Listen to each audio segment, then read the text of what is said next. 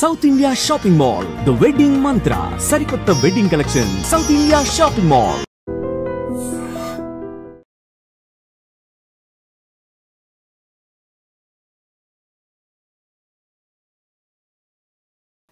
నమస్తే, welcome to I dream social spotlight with కవిత.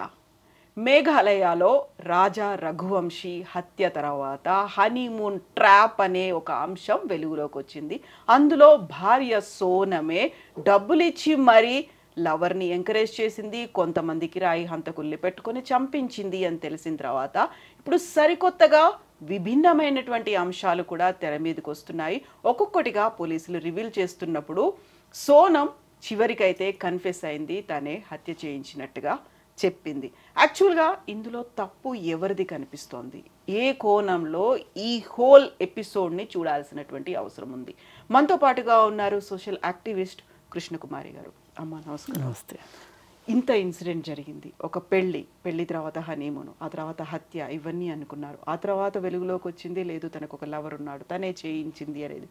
మొన్నటిదాకా తను యాక్సెప్ట్ చేయలేదు, ఇంకెవరో దొంగతనం చేయడానికి వచ్చారు. ఏవో బోల్డన్ని కథలు వచ్చాయి.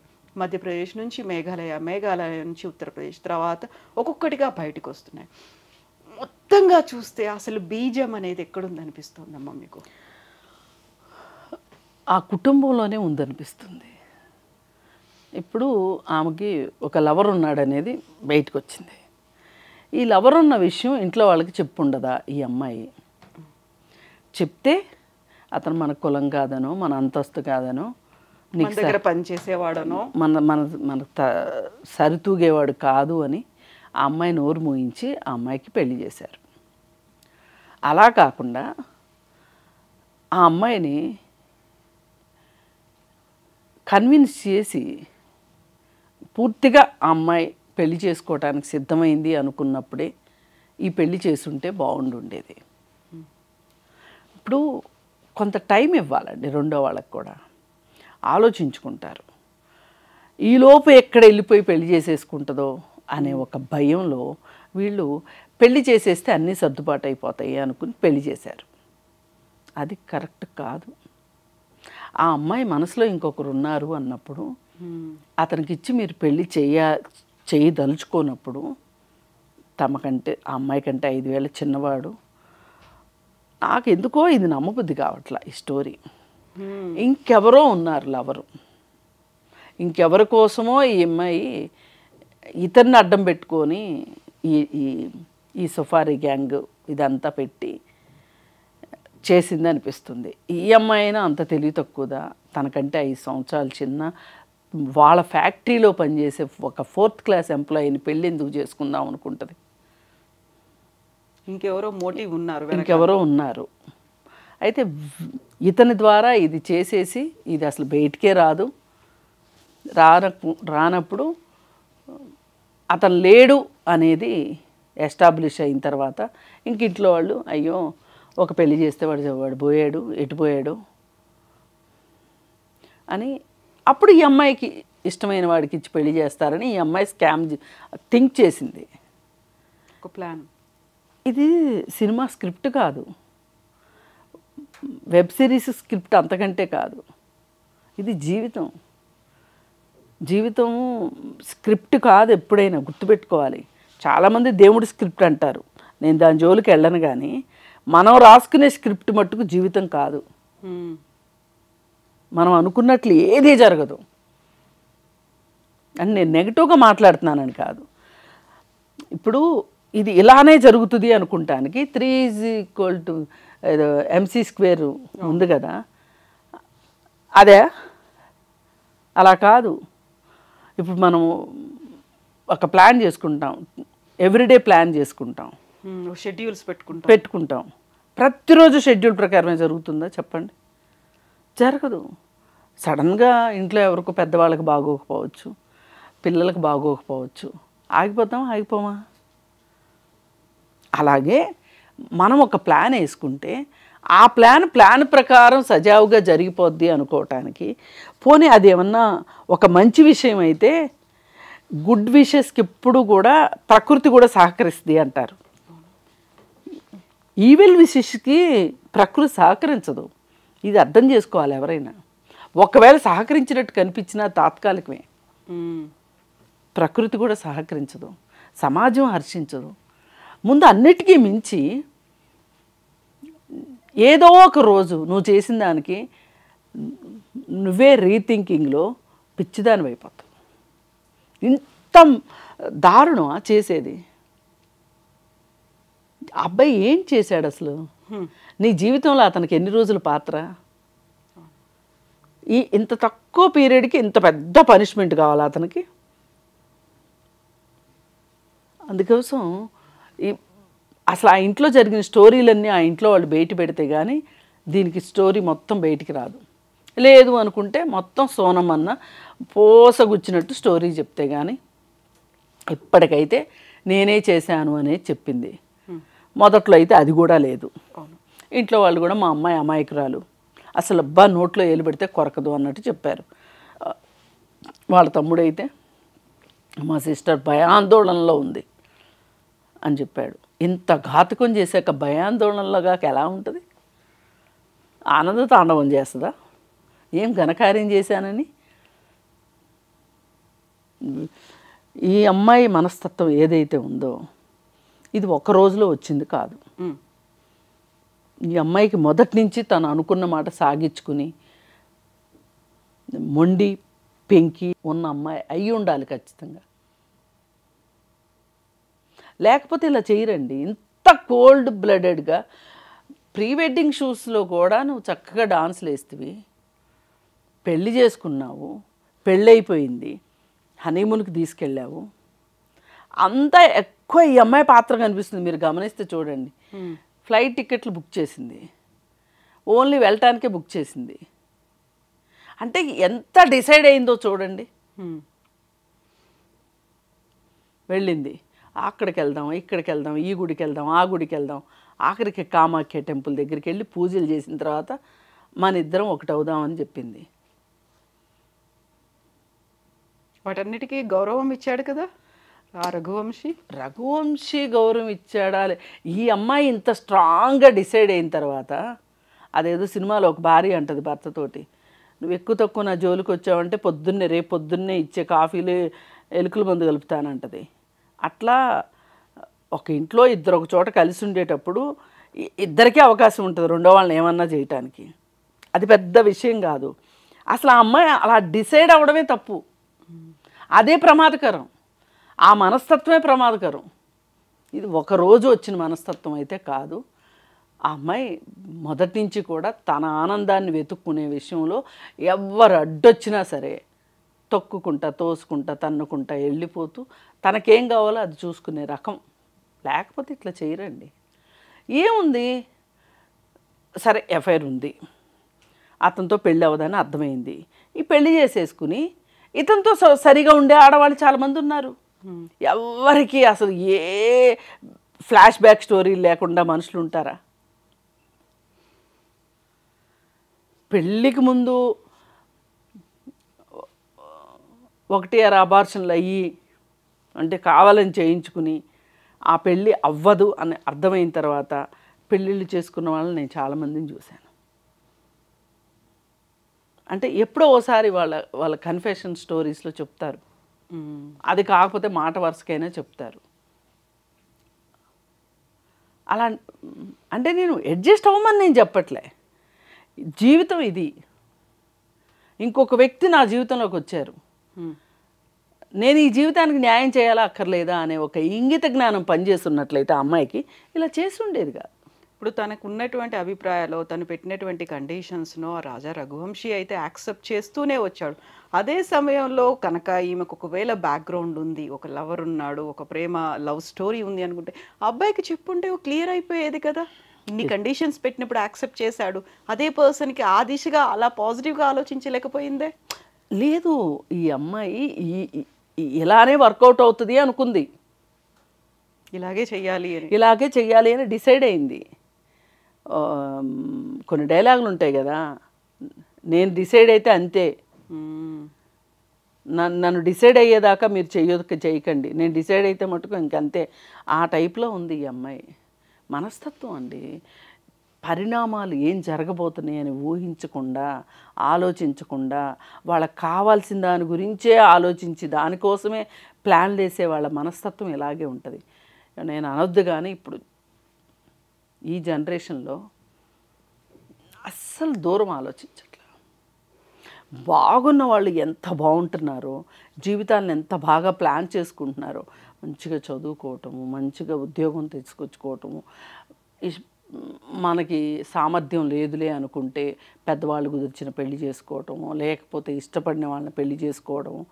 ఇవాళ అసలు కొంతమంది సక్సెస్ఫుల్ పిల్లలు ఎంత అసలు సంబంధం లేకుండా, దేశాలతో సంబంధం లేకుండా పెళ్ళిళ్ళు చేసుకుంటున్నారు, రాష్ట్రాలకు సంబంధం లేకుండా, కెరియర్లు ఒకదాంతో ఒకటి సంబంధం లేకుండా పెళ్ళిళ్ళు చేసుకుంటున్నారు. ఎంత బాగా జీవితాలను ప్లాన్ చేసుకుంటున్నారు. కానీ కొంతమంది ఎంత దారుణంగా జీవితాలను చేసుకోవాలో అంతా మన చేతుల్లో ఉంటుందండి. అవునన్నా కాదన్నా, ఒకవేళ కొంచెం మధ్యలో ఇటు అటు అయినా కానీ చేతులకు తెచ్చుకోగలిగి మన సమస్యను మనం పరిష్కారం చేసుకోగలిగేంత సమస్యలను మాత్రమే సృష్టించుకోవడం ఒక ఆర్ట్. Life is art. ఆ ఆర్ట్ లేని వాళ్ళే ఇలా ఏడుస్తారు. ఒక పెళ్ళికి ముందు ఒక ప్రేమ కథ ఉండటం పెద్ద తప్ప, నేరమా అది? ఒక లవ్ స్టోరీ ఉండటం నేరమా? ఉంది, కాలం కలిసి రాలేదు, మనం ఇంట్లో వాళ్ళని ఒప్పించలేకపోయాము, ఇంట్లో వాళ్ళ కోసం పెళ్లి చేసుకున్నాము, ఈ పెళ్ళికి న్యాయం చేద్దాం అనుకోవచ్చు కదా. అంటే ఏ సమస్య వచ్చినా సరే, ఏ పరిస్థితి ఎదురైనా సరే దానిని ఎదుర్కోవాలి అనే మనస్తత్వం ఉన్నవాళ్ళు ఇలా చెయ్యరు. ఒక లైఫ్ కాదు, 2 కుటుంబాలు కూడా స్పాయిల్ అయిపోయాయి. ఇక్కడ మీరు పొరపాటు పడుతున్నారు. 2 కుటుంబాలు కాదు, ఆ 4 కుటుంబాలు. లవరు, 3 సహాయం అందించిన వాళ్ళ చంపే వాళ్ళు సఫారీయే తీసుకుని ఉండొచ్చు, వాళ్ళ కుటుంబాలు ఉండవా? వాళ్ళు చేసింది కూడా తప్పే కావచ్చు, అయినా కుటుంబ సభ్యులు ఉన్నారుగా. ఎంతమందికి చుట్టారు ఇది? అది కూడా వాళ్ళు హత్యకు ఒప్పుకోకపోతూ ఉంటే డబ్బులు పెంచింది, వాళ్ళని కూడా ఫోర్స్ చేసింది అనేటువంటి మాటలు. ఇప్పటిదాకా 50,000 అన్నారు. నేనైతే నమ్మల. 50,000 కోసం ఎవడు చేస్తాడు? ఇవాళ 50,000 కోసం ఏళ్ళు తీయమంటే కూడా తీయని వాళ్ళు ఉన్నారు. బట్ ఇంకొక కొత్త పేరు వచ్చింది, జితేంద్ర రఘువంశీ అని. 20 లక్షల వరకు అయింది అని, ఆయన దగ్గర నుంచి ట్రాన్సాక్షన్స్ అయ్యాయి అనే మాట కూడా. అన్నీ వస్తాయండి. ఇవాళ ఏది మన జీవితం మనది కాదు. మన ఇంట్లో మనమున్నా మనల్ని గమనించే వాళ్ళు ఇంకొకళ్ళు ఉన్నారు. టెక్నాలజీ అది, మనుషులు కాకపోవచ్చు. టెక్నాలజీ చేతిలో మనం అందరం బందీలమే. అన్నీ తెలిసిపోతాయి. మనం ఏ షాప్కి వెళ్ళాము, ఇవాళ రూపాయలతో పని తగ్గింది, అంతా డిజిటల్. ఫోను మొత్తం జాతకం బయటకు వచ్చేస్తుంది 5 నిమిషాల్లో. ఇప్పుడు మీ ఫోన్ డేటా నేను కనుక్కోలేకపోవచ్చు, కానీ ఒక పోలీస్ కనుక్కోగలరుగా, తెలుస్తుంది కదా. ఇప్పుడు మీరు లాక్ వేయచ్చు, మీ ఇంట్లో వాళ్ళు చూడలేకపోవచ్చు, కానీ ఏదైనా ఒక తేడా వస్తే పోలీస్ చూడగలరుగా. అది ఇప్పుడు మనం ఉన్నా మనం లేకపోయినా మన పేరు ఒక గౌరవప్రదంగా మన ముందో మన తర్వాతో ఒక గౌరవం ఉండాలి అనుకుంటే ఇలాంటి దుర్మార్గాలు, దారుణాలు చేయాల్సిన అవసరం లేదు. అలాంటి మెచ్యూరిటీ ఉంటాయి ఇలాంటి సంఘటనలు జరగవు. కానీ పెద్ద పెద్దవి ఆలోచించక్కర్లేదు. కానీ మనం ఒక చీమను చంపడానికి కూడా ఆలోచించే మనస్తత్వం ఉందనుకోండి, మనకి ఒక ప్రాణాన్ని తీయగలుగుతామా? ఆలోచిస్తామా లేదా? మొన్న నా ఫ్రెండు ఫేస్బుక్లో ఒక చిన్న స్టోరీ పెట్టింది. కొబ్బరి చెట్టుకి వేరు పురుగులు వస్తాయి. వేరు పురుగులు వస్తే ఆ వేరు పురుగులను చంపే ప్రాసెస్లో దానిలో ఇంకేదో జీవి దొరికింది ఆ చెట్లో. దాన్ని కూడా చంపేయమని చెప్తే అది అంత హానికరం కాదు, ముద్దుగా ఉంది, బుజ్జిగా ఉంది, నేను రోడ్డు బయట వదిలేసి వస్తాను అన్నాడంట ఆ కుర్రాడు. ఆ కుర్రాడు చదువుకున్న కుర్రాడు కూడా కాదు, జస్ట్ ITI పాస్ అయ్యాడు. ఈ ఈ చెట్లకు మందులు కొట్టేది ఏదో నేర్చుకున్నాడు, ఎక్స్ట్రా స్కిల్. ఎంత ఆలోచించాడు చెప్పండి. అంటే ఇప్పుడు అతనికి ఓ పెద్ద ఉద్యోగం, ఓ పెద్ద జీ జీవితం ఉందనుకోండి, ఈ చిన్న పని కోసం అయితే రాడు కదా. ఈ చిన్న పనికి వచ్చేవాడికి కూడా ఎంత పెద్ద మనసు ఉంది, ఆలోచన ఉంది. ఒక జీవిని అనవసరంగా చంపొద్దు. ఇప్పుడు ఈ వేరుపురుగు ఈ చెట్టుని ఇబ్బంది పెడుతుంది కాబట్టి వేరుపురుగుని చంపాం. ఇబ్బంది లేని ఒక జీవిని చంపాల్సిన అవసరం ఏంటి, దొరికింది కదా అని. ఒక చిన్న ఎలుక పిల్ల అంటే ఇప్పుడు గుర్తొచ్చింది నాకు, చూస్తే ముద్దుగా ఉంది, ఎక్కడో రోడ్ బయట వదిలేసి వచ్చాడు. ఇంతే. ఈ మనస్తత్వం ఉంటే ఒక మనిషిని చెబుతారా చెప్పండి.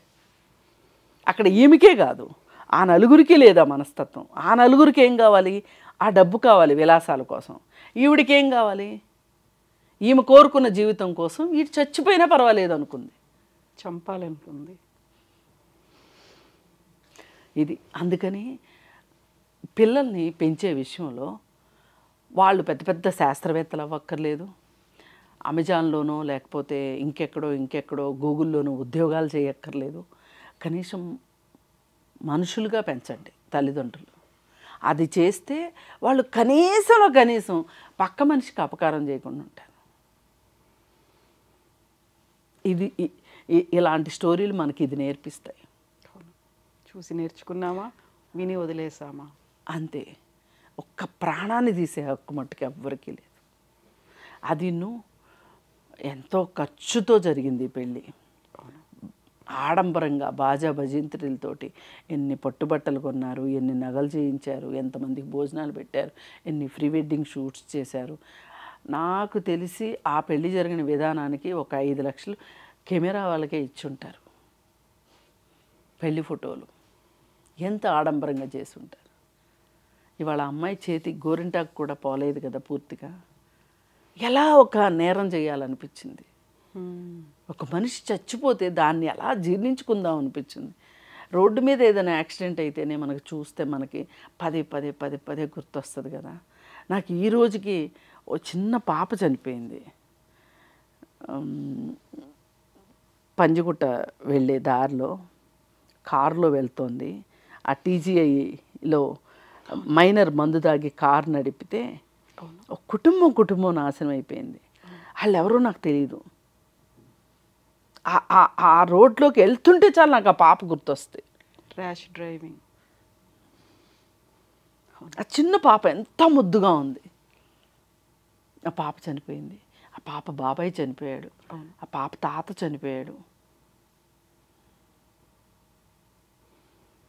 అంటే నేను ఇవన్నీ ఎందుకు చెప్తున్నానంటే ఒక ప్రాణానికి చాలా విలువ ఉంది. అది ఆ చిన్న విషయం ఆ అమ్మాయికి అర్థమయ్యి ఉంటే ఎంత పెద్ద నిర్ణయం తీసుకునేది కాదు. ఇలాంటి విపరీత మనస్తత్వం ఉండేది కాదు. విపరీత మనస్తత్వం లేకుండా విపరీత పోకడలు రావు. ఇంకెవ్వరైనా సరే మీకు లవ్ స్టోరీలు ఉంటే నెగ్గించుకోగలిగితే నెగ్గించుకోండి. లేదు అనుకుంటే తల్లిదండ్రులు కావాలే మీకు అనుకుంటే గనక తల్లిదండ్రులు చెప్పిన మాట వినదలుచుకుంటే పెళ్ళిళ్ళు చేసుకునే పెళ్ళిళ్ళలో అడ్జస్ట్ అయిపోండి. ఇవాళ 1, 2 బ్రేకప్లు లేని అమ్మాయిలు లేరు, 1, 2 బ్రేకప్లు లేని అబ్బాయిలు లేరు. ఇది ఈరోజు వాస్తవం. కాబట్టి అదేదో పెద్ద భూమి బద్దలైపోయే విషయాలు కాదు. చక్కగా లేదంటారా? మీ ప్రేమ కోసమే మీరు ఉండాలి అనుకుంటారా? మీరు ఎదిరించి బతకండి. ఏం పెద్ద కష్టం కాదు. నీకు 25 ఏళ్ళు వచ్చినాయి, ఆ మాత్రం బతకలేవా? ఎందుకు బతకలేను అనుకున్నావు నువ్వు? ఈ ఆస్తులు లేకపోతే, ఈ అంతస్తులు లేకపోతే, ఈ కార్లు, ఈ ఇళ్ళు, ఈ నగలు లేకపోతే నువ్వు బతకలేను అనుకున్నావు. ఇవి కావాలి. ఇష్టమైన వాడు కావాలంటే రాదు. ఇక్కడే జరిగింది పొరపాటంతా, ఇక్కడే జరిగింది. ఈ తల్లిదండ్రులు నెగోషియేషన్స్ వీళ్ళ మధ్యలో తల్లిదండ్రులు గెలిచారని తల్లిదండ్రులు సంబరపడ్డారు. మీరెక్కడ గెలుస్తారు, నేనే గెలవాలి అని ఆ అమ్మాయి చివరికి కటకటాల పాలైంది. అందుకని దయచేసి నిలబెట్టుకోలేని ప్రేమల్లో మునిగి తేలకండి. నిజమైన ప్రేమ అయితే గనక కొన్నాళ్ళు వెయిట్ చేయండి. వెయిట్ చేసి వాడికి డబ్బులున్నా డబ్బులు లేకపోయినా, అంతస్తున్నా అంతస్తు లేకపోయినా వాడితో కలిసి బతకడానికి సిద్ధపడండి. అంతేగాని పెళ్లి పేరుతో మీ జీవితాల్లోకి వచ్చిన వాళ్ళని, ఇది ఆడవాళ్ళు చేసిన నేరమే, మగవాళ్ళు చేసిన నేరమే. ఎస్ అమ్మా, thank you so much. Thank you.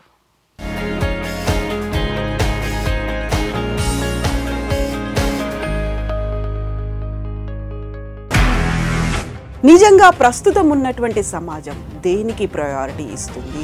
ఆర్థిక సంబంధాల చుట్టూ మాత్రమే తిరుగుతోంది. మళ్ళీ ఎన్నికలంగానే చాలా విరక్తి కలుగుతున్నాం. మంచి అనిపిస్తుంది కదా, లేడీస్ కూడా ఛాలెంజింగ్ జాబ్స్ చేసినప్పుడు చాలా బాగుంటది. ట్రాఫిక్ అసిస్టెంట్స్ గా నియమించిన ట్రాన్స్జెండర్స్ అందరితో సాల్యూట్ చేయించుకుంటున్నారు. ఫుడ్ డెలివరీ ఇవ్వటానికి వెళ్ళినటువంటి డెలివరీ బాయ్ అనిల్ పై కళ్ళ ముందు